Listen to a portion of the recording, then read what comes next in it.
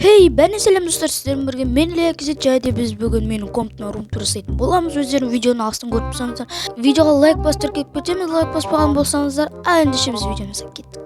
Хей досым, егер де сен осы видеоны осы жерге шейін қарап отырсаң, сен күштісің. Менің видеоролигіме лайк басып кетіп кетсең, ал ендеше біз видеоны жалғастырамыз, кеттік. Так достар, мен сіздерге өзім комнатымның тек кішкене жерім емес, полный басында көрсетіп шығайын. Менің комнатым қандай нән емес, нормально, бірақ удобно видео түсіруге, қарап демалуға.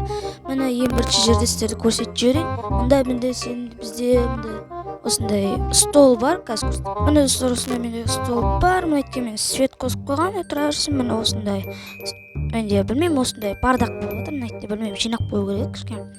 Сосын осындай Рождество болып отыр, білмеймін екенін. Так, медальді менікі де ойлап қалмаңыздар, бұл менің ағамдікі, ол қазір қалада оқиды. Осындай болып отыр, короче, осындай бір пәле.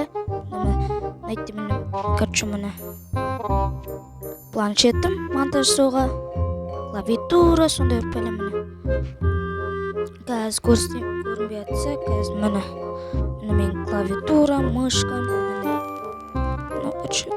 планшет, короче, осындай бар да. Достар, егер де білетін болсаңыздар, мен вокал үйірмесімен байлансам, өлең айтып жүргеніме 7 жылдай болып қалды.